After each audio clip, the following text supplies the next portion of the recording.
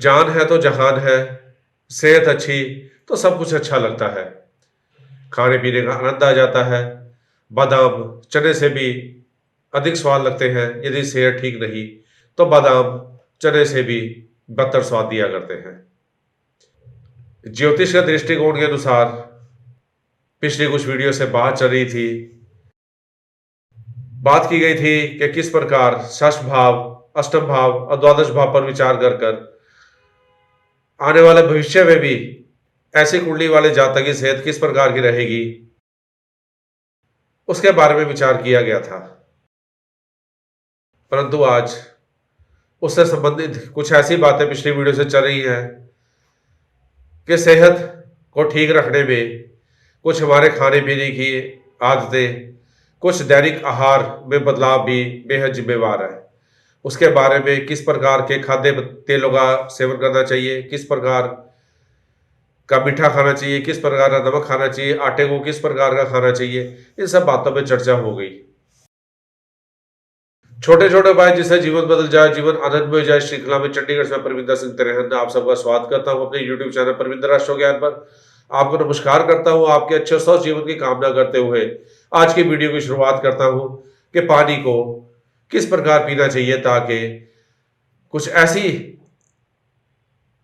बीमारियां, कुछ ऐसे रोग जो केवल बीमारी ना होकर एक ऐसे लाइलाज रोग रह जाते हैं, जो एक ऐसे लाइलाज रोग बन जाते हैं जिनका इलाज होना संभव नहीं है। फालतू में दवाइयां खाई जाती हैं लेकिन परिणाम कुल मिलाकर बिल्कुल शून्य, बिल्कुल जीरो। पिछली वीडियो में भी बात की गई थी कि रिफाइंड ऑयल का सेवन जिसने हमारे घुटनों को बेकार कर दिया है, उसका बहुत बड़ा योगदान है। रिफाइंड ऑयल जो कि चिकनाई युक्त तेल होता है, जो घुटनों की चिकनाई को बरकरार रखने में बिल्कुल भी सहयोग नहीं देता। इसके विपरीत घुटनों में से चिकनाई वो साफ कर दिया करता है, उस चिकनाई में कमी कर दिया करता है। पानी किस प्रकार पीना चाहिए, प्रचलन बन गया, सब कुछ खड़े खड़े कर देगा। मुझे याद है बचपन में हमारी माता जी भोजन बनाने के लिए गिट्टी चलाया करती थी और हम सब उसके आसपास भोजन ग्रहण करने के लिए बैठ जाया करते थे। सारा परिवार उस रसोई घर में भोजन ग्रहण करता था। धीरे धीरे रसोई गैस का प्रचलन कुछ मार्केट में बढ़ने लगा। रसोई गैस के बारे में चर्चा होने लगी, रसोई गैस घर घर पहुंचने लगी। हमारे पिताजी भी रसोई गैस बुक कराए। कुछ समय पश्चात उसका नंबर लग गया, रसोई गैस घर में आ गई। उसको रखने का वैज्ञानिक पहलू ऐसा था कि सिलेंडर का स्तर हमेशा चूल्हे के स्तर से नीचा होना चाहिए। ऐसा गैस एजेंसी वाले समझाया करते थे कि सिलेंडर को और चूल्हे को इस प्रकार रखा जाए ताकि किसी प्रकार की कठिनाई का सामना नहीं करना पड़े। नई नई रसोई गैस आई थी, डर भी लगता था, कुछ भ्रांतियां भी थी कि गलत इसका उपयोग हो गया तो कहीं ये गैस सिलेंडर फट ना जाए, आग ना लग जाए।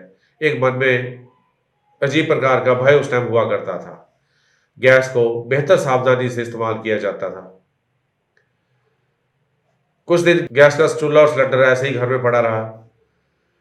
फिर उस पर एक टेम्परेरी सा एक स्ट्रक्चर बनाकर उस पर रख दिया गया, परंतु काम करने में असुविधा महसूस होने लगी। शुरू शुरू में गैस का उपयोग बहुत कम किया जाता था, लगभग ना के बराबर। कभी कभार बहुत आपातकालीन स्थिति में चाय बना ली गई या पानी गर्म कर लिया गया। धीरे धीरे इसका उपयोग बढ़ने लगा।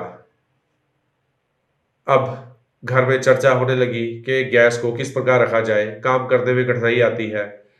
तो विचार किया गया कि एक मेज बनवाया जाए, उस पर चूल्हा रखा जाए और सिलेंडर नीचे रखा जाएगा, उसके ऊपर खड़े होकर भोजन पकाना शुरू किया जाए। धीरे धीरे वो एक मेज बनवा ली गई, उस पर चूल्हा और उसके नीचे सिलेंडर रख दिया गया। धीरे धीरे गैस का उपयोग बढ़ने लगा और जो भोजन हमारी माताएं जमीन पर बैठकर बनाया करती थी वो खड़े खड़े मेज पर बनने लग गया। इसके बाद जो भोजन जमीन पर बैठकर किया जाता था, परिवार के सदस्य इकट्ठे बैठकर जमीन पर भोजन किया करते थे, वो भोजन धीरे धीरे बिस्तरों की ओर खिसकने लगा। क्योंकि रसोई घर में जिस स्थान पर परिवार के सदस्य बैठा करते थे वो स्थान तो उस मेज ने ले ली। अब रसोई घर में बैठने के लिए जगह नहीं थी, तो सब अपना अपना भोजन लेकर बिस्तरों पर बैठकर भोजन ग्रहण करने लग गए। प्रथा इस प्रकार की शुरू हो गई कि खाना बिस्तरों पर खाया जाने लगा, बेड पर खाना खाया जाने लगा। फिर आवश्यकता महसूस हुई कि डाइनिंग टेबल लिया जाए, वो भी ले लिया गया। कुछ फैशन का दौर या कुछ ऐसी बातें कहिए कि धीरे धीरे सारा कुछ कार्य खड़े रहकर करने की आदत पड़ गई। फिर वेस्टर्न टॉयलेट का प्रचलन बढ़ गया। फैशन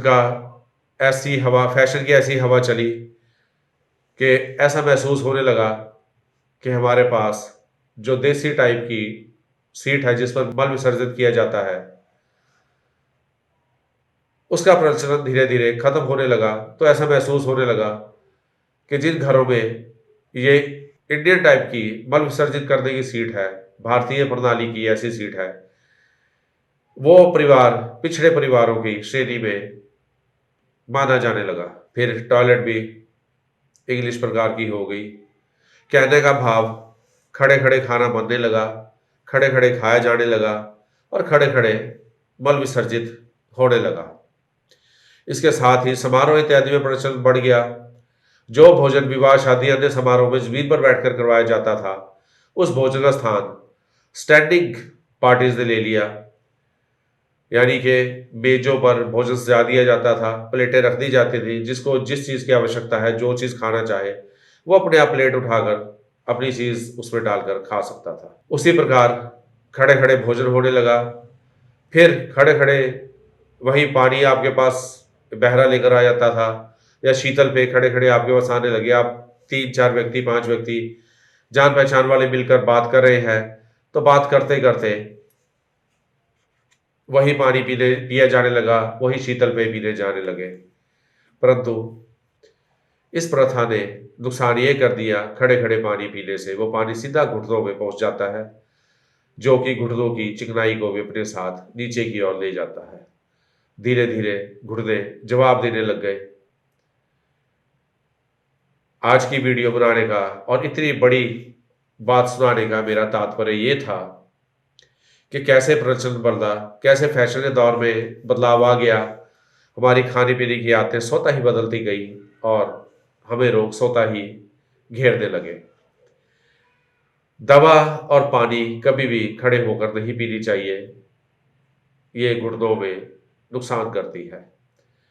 दूध हमेशा खड़े होकर पीना चाहिए, ये गुर्दों की चिकनाई को कमी को पूरा करता है।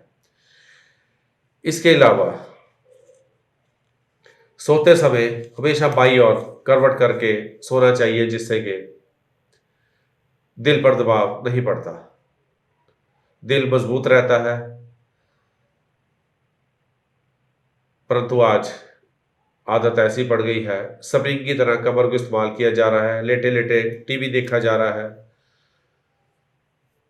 बेडरूमों में शयन कक्ष में टीवी इत्यादि लग गए हैं और लेटे लेटे उनको देखा जाता है।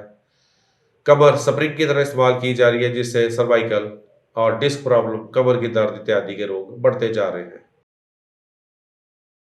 पहले वक्त हुआ करता था, दोपहर का भोजन खाने के बाद सब लोग विश्राम किया करते थे। हमारी माता जी भी दोपहर का भोजन देने के बाद हमें कहा करती थी कि थोड़ी देर आराम कर लो, फिर खेलना या फिर पढ़ना, जो भी करना चाहो।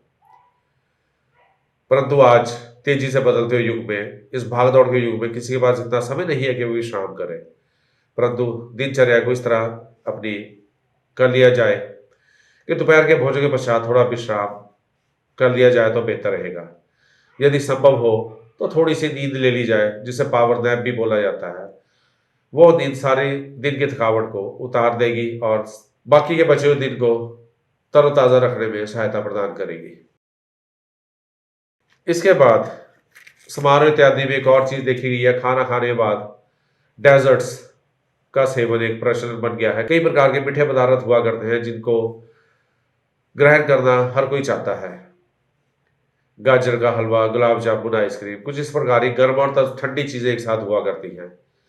और कुछ ऐसा फैशन दौर है कि प्लेट में गर्म गर्म गुलाब जामुन डाला जाता है, उसके ऊपर ठंडी ठंडी आइसक्रीम डालकर दो का स्वाद इकट्ठा लिया जाता है। वही बात फिर बचपन की, मुझे याद है उस समय हम गौर नहीं किया करते थे। चाय पी जाती थी या कुछ गर्म चीज़ खाते थे, उसके बाद पानी पीने की इच्छा होती थी, यदि हम पानी की डिमांड करते थे, पानी माँगा जाता था, तो हमारी माता या पिताजी जो भी उस समय सामने मौजूद हुआ करते थे, वो कहते थे, "अभी आपने चाय पी है, गर्म चीज़ खाई है, ठंडा पानी मत पियो, दाँत टूट जाएँगे, हड्डियाँ कमज़ोर हो जाएँगी।" वो हमें बताया जाता था, परंतु उस समय हमारी समझ में ये बात नहीं आती थी। परंतु आज ये बात जब समझ में आ चुकी है, तो सबके लिए बहुत देर हो चुकी है। शायद हर किसी को इस बात पर टोका गया हो बचपन में, ये बातें समझाई गई हो, उस टाइम किसी ने भी नहीं मानी, परंतु आज हर कोई सोचता है कि यदि वो बात उस समय मान ली जाती, तो आज शायद जो शरीर में इस प्रकार की हड्डियों की कमज़ोरी, दाँत कमज़ोर होना या अन्य प्रकार के विकार जिनके बारे में बात की गई है, घुटनों में दर्द, यदि इस प्रकार की बातें बचपन में मान लेते, तो आज शायद इस प्रकार के दुःख कम होते। इसके साथ ही गर्म और ठंडी तासीर की चीज़ों का सेवन एक साथ ना करें। जिन पदार्थों की तासीर गर्म हुआ करती है और कई पदार्थों की तासीर ठंडी हुआ करती है, उनका सेवन एक साथ नहीं करना चाहिए। ये सारी बातें पानी से संबंधित है, क्योंकि आइसक्रीम गुप्त ऊष्मा लिए रहती है, खाने में ठंडी, लेकिन उसकी तासीर गर्म हुआ करती है। थोड़ा-सा विज्ञान समझने की आवश्यकता है, किस प्रकार शरीर को ठीक रखा जाए। वैज्ञानिक तौर पर मसले देखे जाएँ, विज्ञान को समझा जाए, ठंडी और गर्म तासीर की चीज़ों में फ़र्क समझकर उनका सेवन उस प्रकार किया जाए। शरीर के तापमान से बहुत गर्म तापमान की चीज़ का सेवन भी करना शरीर के लिए हानिकारक है, और शरीर के तापमान से बहुत ठंडी चीज़ का सेवन, बहुत ठंडे पदार्थ का सेवन भी एकदम से करना शरीर के लिए हानिकारक है। फ्रीज़र में से ठंडी-ठंडी आइसक्रीम जिसका टेम्परेचर -4-5 के लगभग होता है, उस आइसक्रीम को एकदम से फ्रिज में से निकाल कर खाना शरीर के लिए हानिकारक है, क्योंकि शरीर का तापमान उस समय 37 डिग्री सेल्सियस हुआ करता है और आइसक्रीम -4 या 5 डिग्री सेल्सियस पर फ्रिज में से निकाली गई होती है। उसे कुछ देर पड़ा रहने दें, उसके बाद उसका सेवन करें। इसी प्रकार गरम-गरम चाय जैसे ही चूल्हे से उतरती है, एकदम से पीनी शुरू कर दी जाती है। कुछ देर उसका तापमान सामान्य होने के बाद ही उसका सेवन किया जाए तो बेहतर रहेगा। आने वाली वीडियो में चर्चा करेंगे, जो मसाले हमारे रसोई घर में आयुर्वेदिक दवाई के रूप में मौजूद हैं, उनका प्रयोग हमने लगभग बंद ही कर दिया है या लगभग शून्य के बराबर उसका प्रयोग हो गया है। काफ़ी मसाले तो रसोई घर में से गायब हो गए हैं, जो कुछ मसाले उनका सेवन भी बहुत कम मात्रा में किया जाता है। आने वाली वीडियो में इन मसालों पर चर्चा करेंगे कि किस प्रकार आयुर्वेदिक दवाइयों के रूप में हमारे शरीर के कौन-कौन से रोगों को ठीक करते हैं, इसके बारे में बताया जाएगा। मेरे इस चैनल को सब्सक्राइब करें, वीडियोस को लाइक और शेयर करें अपने दोस्तों में, अपने सगे-संबंधी में, अपने जान-पहचान वालों में, व्हाट्सएप ग्रुप पर, फेसबुक पर, इंस्टाग्राम पर और अन्य सोशल मीडिया जो भी आप लोग इस्तेमाल करते हैं, उन पर अधिक से अधिक शेयर करें, ताकि ज्योतिष के समाज विज्ञान के ज्ञान का लाभ अधिक से अधिक लोग उठा सकें और उसका पुण्य आप भी प्राप्त कर सकें। आने वाली वीडियो में इस प्रकार की कुछ और भी बेहतर ज्ञानवर्धक, रोचक और महत्वपूर्ण जानकारी के साथ और ऐसी वीडियोस लेकर हाजिर होगा। तब तक के लिए आप सबको मेरा प्यार भरा नमस्कार।